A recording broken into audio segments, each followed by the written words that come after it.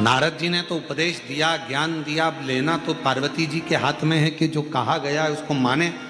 शिव जी की आराधना करें माँ पार्वती जी, शंकर भगवान की साधना करें माँ पार्वती जी, ये माने।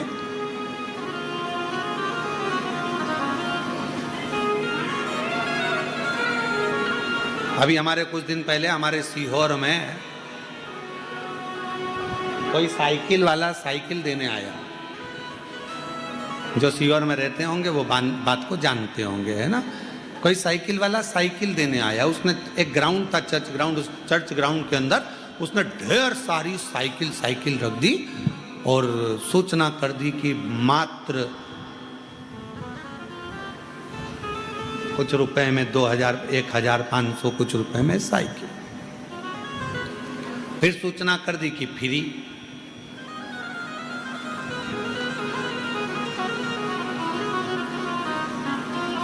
साइकिल की दुकान जितनी थी सीहोर में, एक दुकान में भीड़ नहीं, और जहां फ्री मिल रही थी ढेर भीड़। उसको तो कहना ही नहीं पड़ी कि उठाओ। लोग साइकिल सिर पे रख रख के एक की जगह 4 ले गए।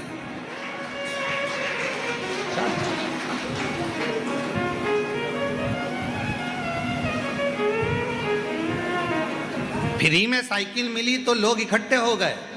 और अगर वही फ्री में और पूरे सीहोर में कहीं भगवान की अगर भजन संध्या हो रही हो तो कोई आएगा? 10 बजे तक माइक पे चिल्लाते रहेंगे, इतने बड़े गायक कलाकार आए हैं, इनने ये सीढ़ियां निकाली, ये गायन कराए, और आज हमारे यहाँ कस्बा में, मंडी में, छावनी में, गंज में उनकी भजन संध्या होगी। पूरे सीहोर में अनाउंसमेंट होता है, तुम्हारे पूरे नगर में अनाउंसमेंट होता है, तो भी गिने चुने लोग उस भजन संध्या में पहुंच पाते। तो विचार करिएगा जरा, समझिएगा जरा। आज का व्यक्ति अपने बेटे को इंजीनियर बनाना पसंद करता है, कलेक्टर बनाना पसंद करता है, सब कुछ बनाना पसंद करता है, पर आज का व्यक्ति अपने बच्चे को नामदेव, तुकाराम, मीराबाई, कर्माबाई, रामकृष्ण परमहंस नहीं बनाना पसंद करता। तुम नहीं चाहते कि वो बने। बेटा रोज रोज सुंदरकांड में जाएगा तो चिल्ला दोगे, कहां जा रहा है? सुंदरकांड में। अरे क्या बाबा बनेगा? कहां जा रहा है? मंदिर। क्यों? क्या महात्मा बनना है? मंदिर जाना पसंद नहीं आएगा। पर वही तुम्हारा बेटा 4 दोस्तों के साथ अगर किसी होटल में बैठकर खा रहा होगा तो तुम कह दोगे एजुकेटेड है, सब अच्छा, खान दो। अच्छे लोगों के साथ जा रहा है, अच्छे लोगों के साथ घूम रहा है, अच्छे लोगों के साथ बैठ रहा है, थोड़ा बहुत खाए पिए चलेगा। पर भजन में अच्छा नहीं लग रहा, संकीर्तन में अच्छा नहीं लग रहा, सत्संग में अच्छा नहीं लग रहा।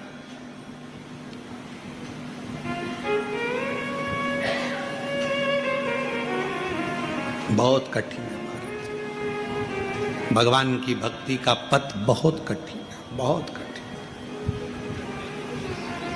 बहुत कठिन।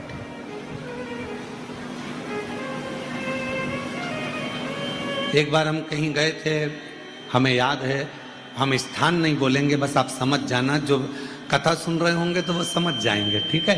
एक बार हम कहीं गए और गए तो उन्होंने कहा कि गुरुजी ये हमारे उन्होंने एक माला खूंटी पर रखी थी, एक ऐसी लकड़ी की एक दीवार में ठुकी हुई थी खूंटी, उस पर माला टंगी हुई थी। तो उन्होंने कहा गुरुजी ये हमारी पिताजी की माला है, इसी से वो जपते थे। हमने हमारे पिताजी की माला, छड़ी, चश्मा इनको रखा, पर हमने कभी इनको हाथ नहीं लगाया, आज तक रखे, आज तक पिताजी की माला रखी, हमने हाथ नहीं लगाई। हमने कहा पिताजी के माल को, अरे गुरुजी वो तो हम 4 भाई थे, सबने बांट लिया। वो माल कहां गया? तो कब वो तो कहीं ने प्रॉपर्टी में, किसी ने दुकान में, किसी ने किसी में सबने लगा दिया। पिताजी की माला को आज तक हाथ नहीं लगाया, दादी की माला को आज तक हाथ नहीं लगाया, माल छूने में देरी नहीं करी। निवेदन है, पितृपक्ष की कथा चल रही है, दादा दादी के माल को अगर तुम हाथ लगाते हो तो तुम्हारा एक फर्ज बनता है कि अपने पूर्वजों को प्रणाम भी करते रहो, तर्पण पिंड भी करते रहो और उनके निमित्त कुछ सत्कर्म भी करते रहो।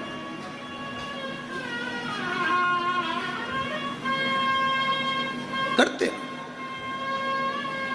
फिर किसी ने कहा गुरुजी हम हमारे पूर्वजों को क्यों प्रणाम करें, हम हमारे पितरों को क्यों प्रणाम करें, हम हमारे पूर्वजों को क्यों नमन करें? हमारे पूर्वजों ने ना तो हमको झोपड़ा दिया ना हमको महल दिया, हमारे पूर्वजों ने ना तो हमको कुछ दिया, तो हम हमारे पूर्वजों को क्यों प्रणाम करें? मेरा निवेदन है, तुम्हारे पूर्वजों ने तुम्हारे को जन्म तो दिया,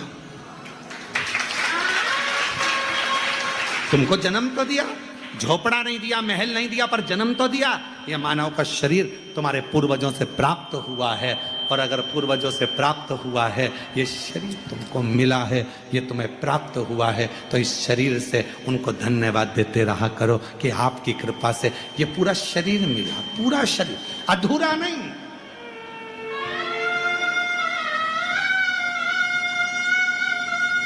हम कई बार हर हर महादेव कहते हैं और कोई कोई व्यक्ति इतना व्यस्त रहता है कि वो एक हाथ उठा देता है, हर महादेव। अब हमको देखकर बड़ा विचित्र लगता है कि बताओ हर हर महादेव कर रहे हैं, हम हाथ जोड़कर कर रहे हैं श्री शिवाय राम। अरे भैया, मेरे मालिक ने पूरा शरीर दिया है, मेरे मालिक ने पूरा डिपार्टमेंट दिया है। जब पूर्ण शरीर मेरे परमात्मा ने दिया है तो पूर्ण तरह से आप शिव को नमन क्यों नहीं कर सकते? पूर्ण तरह से आप राम राम क्यों नहीं बोल सकते? पूर्ण तरह से आप श्री शिवाय नमस्तुभ्यम क्यों नहीं बोल सकते? पूर्ण तरह से जब दो हाथ दिए हैं तो दोनों हाथ उठाकर हर हर महादेव होना चाहिए। उसने एक हाथ तो नहीं दिया, उसने तो पूरा दिया, पूरा शरीर दिया। पूर्ण शरीर जब उसने प्रदान किया है, पूरा शरीर, पूरा शरीर यदि उसने दिया है, पूर्ण शरीर उसने प्रदान किया है, पूरा शरीर यदि उसने दिया है, तो पूर्णता से भगवान का भजन करो, पूर्ण तरह से भगवान को धन्यवाद दो, पूर्णता से। और शंभु शरणे पड़ी मांगो घड़ी रे, दुख काटो दया करी दर्शन आपो। शंभु शरणे पड़ी मांगो घड़ी रे, दुख काटो दया करी दर्शन। आप पूर्णता में भजन करो। हमने पहले भी कहा, आप एक मुट्ठी भरकर चावल नहीं चढ़ा सकते, मत चढ़ाओ। एक चावल का दाना पूर्ण आखा शिव जी को दो। 1000 बेलपत्र हम शिव जी को नहीं चढ़ा सकते, मत चढ़ाओ। एक बेलपत्र आखी अच्छी शिव जी को दो। पूरा माला हम शिव जी को नहीं चढ़ा सकते। एक पुष्प भगवान शंकर को, एक पंखड़ी शिव जी को पूर्ण दो। भगवान शंकर को एक लोटा जल पूर्ण दो और भगवान शंकर को अपना दिल भी पूर्ण दो। शिव स्वीकार।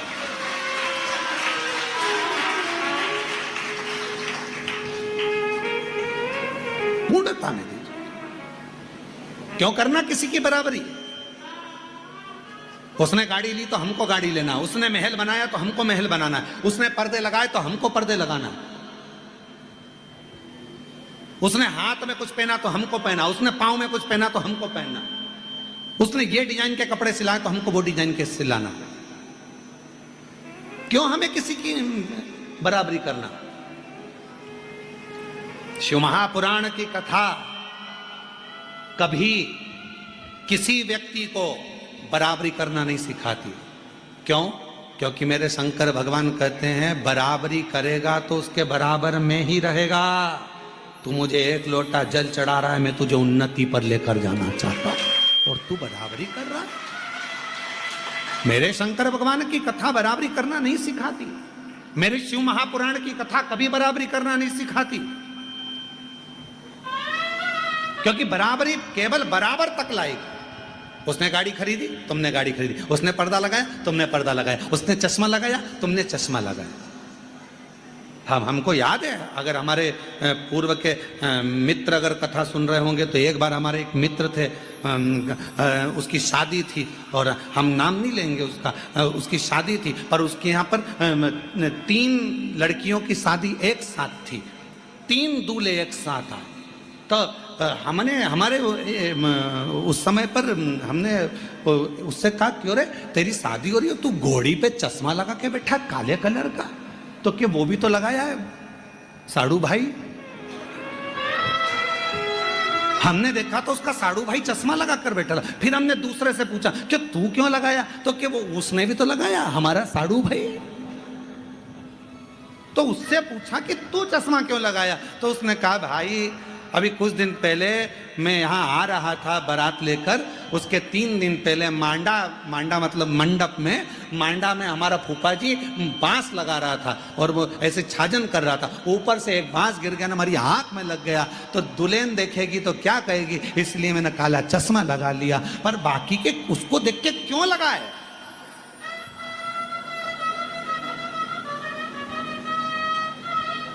क्यों आए? आप इसका नियम है। तो उन्होंने लिखा, एक व्यक्ति आया, वो लेट आया तो उसने लिख दिया मेरी पत्नी की डिलीवरी थी, आज उसको बच्चा हुआ सुबह 9 बजे, इसलिए हमें लेट हो गया आने में। अब दूसरा व्यक्ति आया लेट, उसने कहा क्या पढ़ूं, जो आगे लिखा था उसने डैश डैश बना दिया, सिग्नेचर। फिर अगला आया, वो भी लेट आया, उसने भी डैश डैश बना के सिग्नेचर। फिर अगला आया, उसने भी डैश डैश बना के सिग्नेचर। वो रजिस्टर ऑफिसर के पास गया, वो चक्कर खा के नीचे गिर गया। सभी की पत्नी को आज ही 9 बजे बच्चे पैदा हुए, सभी की पत्नी, उसको चिंता, सभी को आज ही हो गए और वो भी सुबह 9 बजे, एक ही टाइम। बड़ा आश्चर्य हुआ, सबको बुलाया, तुम्हारे बेटे का क्या नाम रखा है, कौन से हॉस्पिटल में हुआ? पहले वाले ने तो बता दिया कि इस हॉस्पिटल में हुआ है, ये नाम रखा है। दूसरे को बुलाया, तुम्हारे बच्चे का क्या नाम रखा और कौन से हॉस्पिटल में पैदा हुआ? उसने कहा बच्चा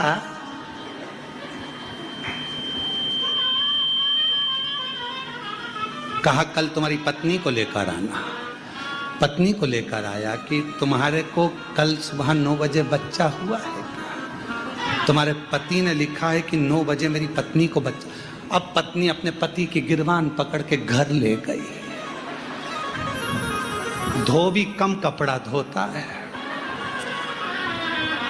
कौन है, कहां रहती है, जबी क्यों तुम्हारा दिल घर में क्यों नहीं लगता? आज समझ में आया। पति चक्कर खा गया, हुआ कैसे? सर मैंने ऐसा तो नहीं लिखा। तो कहा तुमने डैश डैश बनाया, ऊपर वाले ने जो लिखा तुमने उसी पे कामा लगा के सिग्नेचर करे, नीचे वाले ने भी कामा लगा के सिग्नेचर करे, हम पढ़ नहीं पाए। तो तुम अपना लिखो ना, आपका जीवन क्या है, आप कितने क्वालिटीवान हो, आप में क्या दिया है परमात्मा ने, वो प्रस्तुत करो। दुनिया के कालम में मत चलो, बराबरी ना करो, अपना वजूद दिखाइए। मैं डॉक्टर बन सकता हूं मतलब बनोगे, मैं कलेक्टर बन सकता हूं मतलब बनोगे, मैं इंजीनियर बन सकता हूं मतलब बनोगे। अपना पढ़ाई, अपनी विद्या, धन, अपना मेहनत, अपना कर्म अपनी खुद की पहचान बनता है। बराबरी मत करिए, उसने चूड़ी बनवाई मैंने बनवाई, उसने पर्दा लगाया मैंने पर्दा लगाया, उसने गाड़ी ली मैंने गाड़ी ली, उसने बंगला बनाया मैंने बंगला बनाया। शंकर को, भगवान को, शिव जी को अगर एक लोटा जल चढ़ाते हो तो बराबरी मत करना, क्योंकि शंकर भगवान तुम्हें किसी की बराबरी में नहीं, शंकर भगवान बराबरी से ऊपर ले जाना चाहता है, उन्नति पर बढ़ाना चाहता है। और आगे तुम्हारी मर्जी है, तुम बराबरी में रहना चाहो तो बात दूसरी है।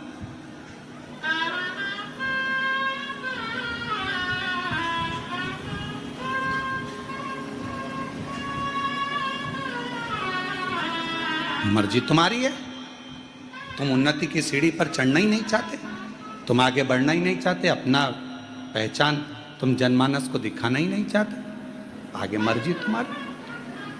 अपना स्वरूप स्वयं दिखा, स्वयं। इस पत्र में उस बहन ने कितना सुंदर लिखा था कि बहन ने लिखा कि मेरा बेटा डॉक्टर बन गया, हार्ट स्पेशलिस्ट बन गया, सब कुछ, हृदय रोग विशेषज्ञ बन गया। उसने अपनी मेहनत करी है, अपना कर्म करा, अपनी मेहनत से बनाया और शिव पर विश्वास करा, शंकर पर भरोसा करा।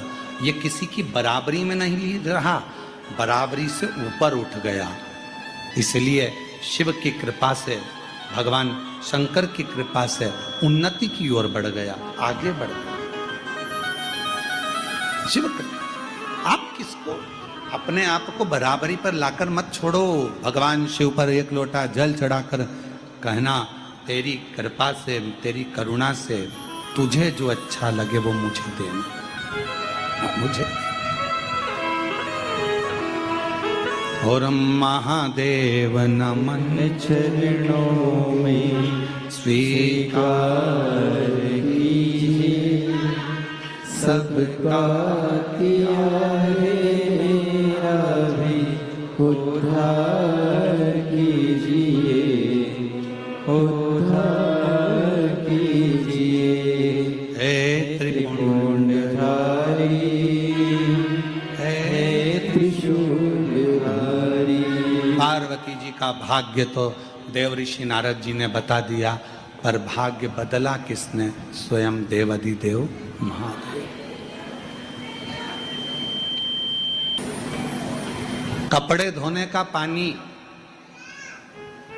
बर्तन धोने का पानी, पानी है, बोलो बोलो, बर्तन धुले पानी से ही ना, कपड़े धुले पानी से ही, घर का ही पानी है। बर्तन धोने का पानी, कपड़े का पानी, बर्तन धोने के बाद, कपड़ा धोने के बाद, क्या उस पानी को तुम अच्छी जगह में डालते हो? उसको तो तुम बाथरूम में, फर्श धोने में बेकार जगह में पटक देते हो। पानी वही है जिसमें कपड़ा धोया, पानी वही है जिसमें बर्तन धोए, और पानी वही है जिसको तुमने भगवान को नहलाया। पानी तो पानी है। नल में आया था वही पानी से भगवान नहलाए, नल में आया था वही पानी से कपड़ा धोया, नल में आया था वही पानी से बर्तन धोए। बर्तन धोने का पानी बाथरूम में गया, कपड़े धोने का पानी रोड पर फेंका गया, पर भगवान उसी बर्तन में, उसी पानी में जब भगवान स्नान कर लिए तो वो पानी तुमने बाथरूम में डाला क्या? रोड पे फेंका क्या? कहाँ गया वो? तुलसी के क्यारे में, या पीपल के वृक्ष के नीचे, या पौधे में, अच्छी जगह पर पानी गया। मतलब वो पानी परमात्मा के टच में आ गया तो वो इतना पवित्र हो गया कि तुलसी के क्यारे में चला गया। उसी तरह हम जब शंकर की कथा के टच में आ जाते हैं, उसके करीब आ जाते हैं, तो हम भी कहीं रोड पर, गटर में, या कहीं गंदी जगह पर नहीं जाते हैं। हम शिव के टच में हैं तो अच्छी जगह पर ही जाते हैं, स्पर्श में। कहां जा रहे हो तुम्हारे ऊपर निर्भर करेगा। पार्वती जी ने शिव जी की आराधना करी, भगवान शंकर की आराधना करी। केवल हिमालय राज्य की बेटी थी पार्वती मैया, पर पार्वती जी की तप साधना, पार्वती जी का भजन, स्मरण, कीर्तन, मंत्र जाप माता पार्वती जी को एक दिन पूरे विश्व में, जनमानस में पुजवा देता। और आज पूरे विश्व में, पूरी जगत में मां आदि शक्ति की आराधना होती है।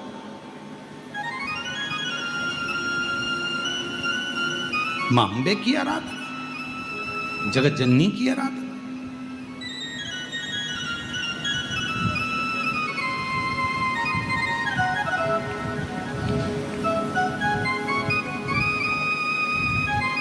और कितने प्रेम से लोग कहते हैं, जो मांगा वो पाया शेरा वालिए, मैं आया शेरा वालिए, तूने मुझे बुलाया शेरा वालिए, मैं आया शेरा वालिए, ओ तूने मुझे बुलाया शेरा वालिए, मैं आया शेरा वालिए, ओ शेरा वालिए, पहाड़ा वालिए, ओ मेहरा वालिए, ओ तूने मुझे बुलाया शेरा वालिए।